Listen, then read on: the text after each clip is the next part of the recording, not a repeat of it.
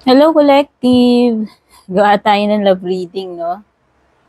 Collective reading to, take note. Dito magre-resonate sa lahat. Ayan, maraming salamat doon sa mga matatagal na rito, yung mga nag-subscribe, nag-like, follow, yung nag-a-avail ng mga personal readings natin, yung nag-avail ng subscription, tsaka membership sa YouTube. Yan. Maraming salamat po sa support nyo. Sa mga bago, please don't forget to join the club, no? Pa-like, follow na rin, pa-subscribe. Malaking tulong po yan para mag-grow yung ating channel. Ayan. So, ano ba? Ano bang current energy? Okay, what is the, past energy, recent past energy. Dishonesty. Okay? So, mukhang nagka-problema dito. Nagka-problema dahil,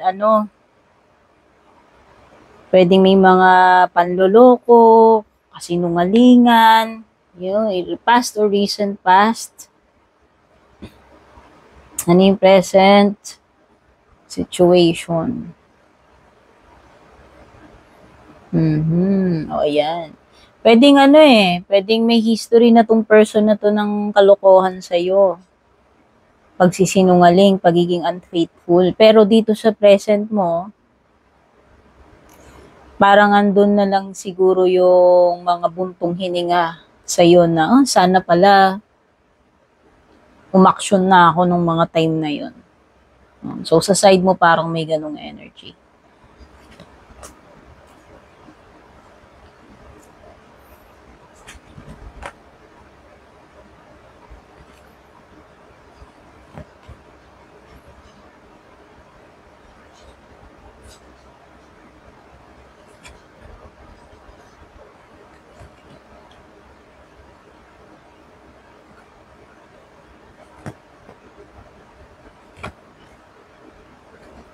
Okay, so itong love reading na to, mukhang unfinished business din ang problema. Although, meron ng hindi magandang history dito sa person mo. Pero hindi ko alam kung alam mo ba, pinalagpas mo lang, nagbulag-bulagan ka lang ba, nagpakamartir ka, o umasa ka na baka sakaling, alam mo na, aayusin niya. Okay?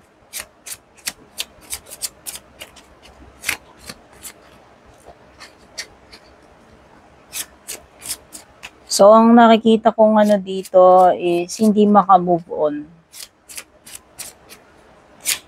Kahit siya, nakikita ko nagsisi rin siya sa ginawa niya sa'yo. Nagsisi siya sa pagkakamali niya. Unfinished business. So, may mga bagay pa rin na hindi ninyo napag-usapan, hindi na-resolbahan dito sa connection na ito.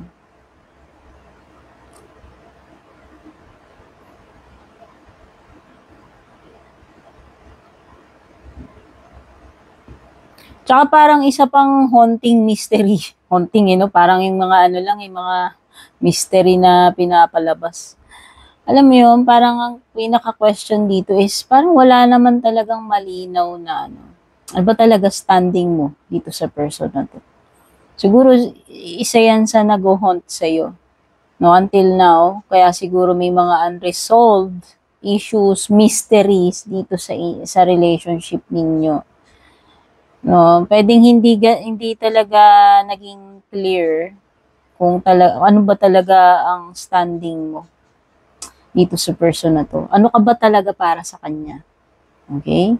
Pwedeng ikaw malinaw siya sa iyo, malinaw yung standing niya sa, pero ikaw, yun yung parang at question dito. Ano ba talaga yung ano ka ba talaga para sa kanya, no? Kaya siguro nagkaroon din ng problema. Okay.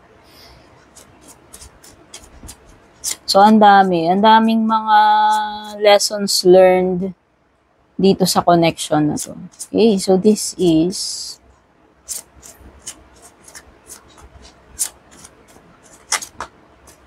Kumbaga ay a failed connection. Tapos naging ano pa to, no? Pwedeng makasarili eh. May naging makasarili sa inyo. Okay, may earth sign energy.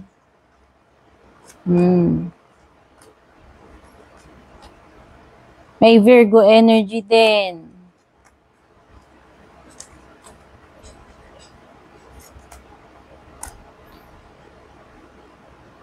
Okay? Specific earth sign Taurus. Okay? Pwedeng Taurus tsaka Virgo. O Virgo ka or Taurus siya, no? Sino man sa inyo.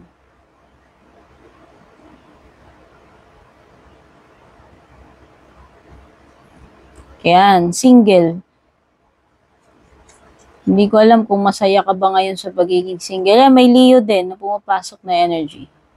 Kung nagka-problema man kayo, baka may naging issue about a Leo, a Virgo, or a Taurus.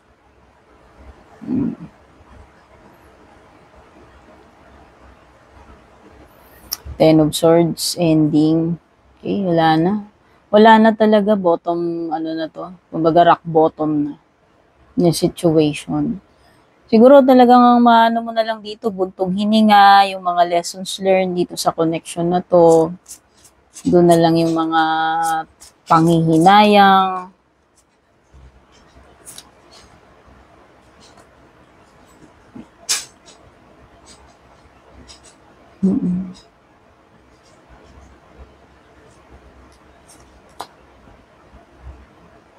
Kasi parang ano eh, siguro na-imberna ka na rin talaga dito, nasagad ka na rin kasi parang pinagmukha kang tanga nitong person na to. Imagine mo, di ba, parang unclear talaga, ano ba talaga yung standing mo sa kanya. Diba? Ano ka ba talaga para sa kanya? Kaya siguro nag-Ten of Swords to kasi talagang walang malinaw na wala talagang malinaw na kayo. Hindi ko alam kung gaano kalinaw ang standing mo dito sa person na to. And until now nga, parang unresolved pa rin yung mystery na yun. Yung sinasabi ko kanina.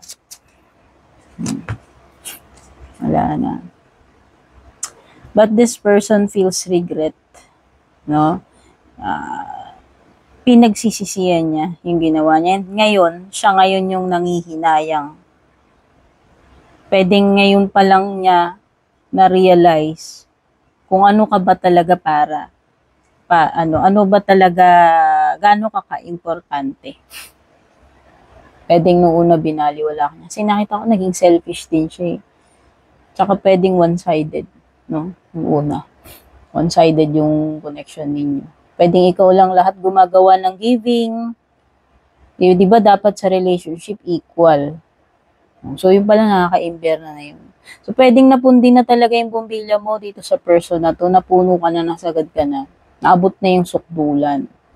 Kasi the way I see with the Ten of Swords, parang wala na, dead-end situation na siya. Magsisiman, no, manghinayang man tong person na to, fault din naman niya kasi. Fault din naman niya yun. So, ang lumilitaw pala dito sa present na nangihinayang is siya. Okay? Siya pala yun. So, siya ngayon yung naghahabol.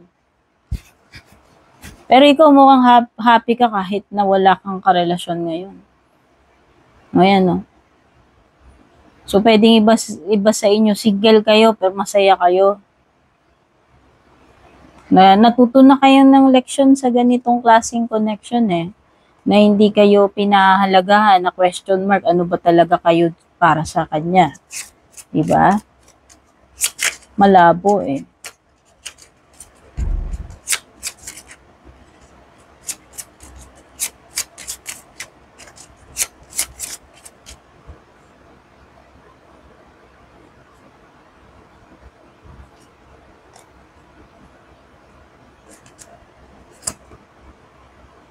Ngayon, kinakarma na tong person na to.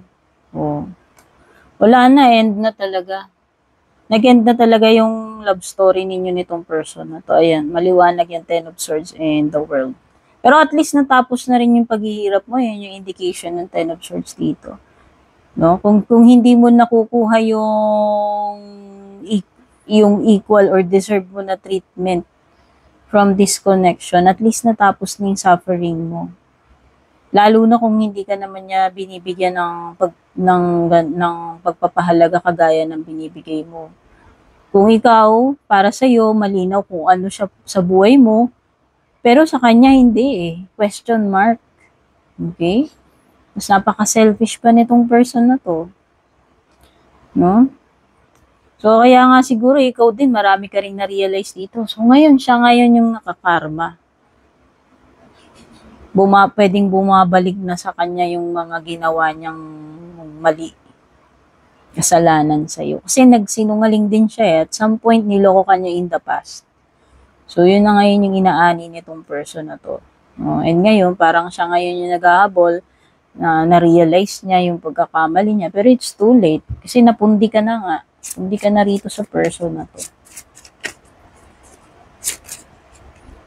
Actually, parang may na-discover ka dito, hindi mo inaakala na magagawa niya sa'yo. No? Parang na-shock ka. And hindi mo ine-expect na ganun kagrabe or mahahantong kayo sa ganun kapangit na outcome. Pero yun yung nangyari. Diba? Life is full of surprises, ika nga. Diba? Kumbaga sa box ng chocolate, sabi nga na, hindi mo alam kung ano yung makukuha mo doon. Moving on. Pwedeng ikaw kahit na nung time na may nararamdaman ka pa from this person, mas may nabuti mo na lang na talikuran na lang yung ganitong klaseng relationship. No, para sa sarili mo yun eh. Tama yung move mo na yun. So at least ikaw ay naging strength card. At na mag-walk away. Mag-walk out sa ganitong klaseng jowa, partner, or asawa. No? Na hindi ka naman niya binigyan ng pagpapahalaga, tapos bandang huli siya yung ngayon. Siya ngayon yung nagsisisi, siya na ngayon yung nakakarma doon sa ginawa niya. At diba, kung ano naman yung ginawa natin, yun yung babalik eh. No?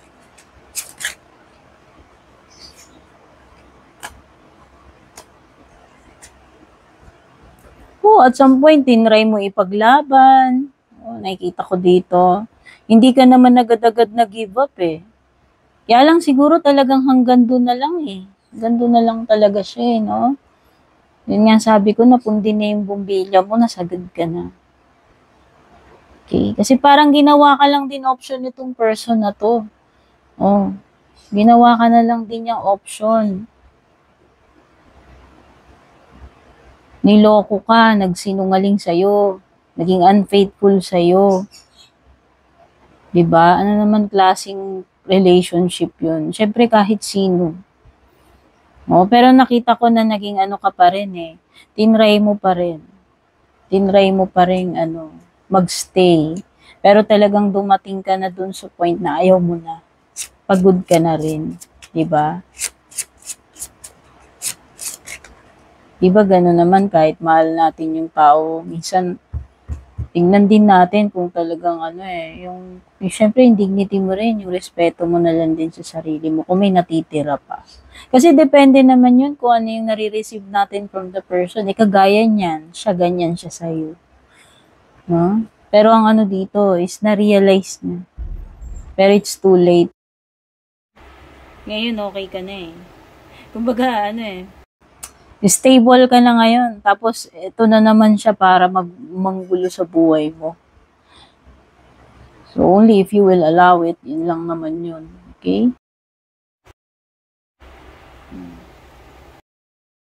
May fire sign energy. So, yung mga signs meron kang Leo, Taurus, Virgo. Okay? So, bahala na kayong mag-connect the dots. Sino ba sa inyo? Kasi hindi ko naman alam. Sa kung ano yung nakita kong signs dito. So, na? Ano ba ngayon yung plano nitong person na to? Ano ba iniisip niya ngayon?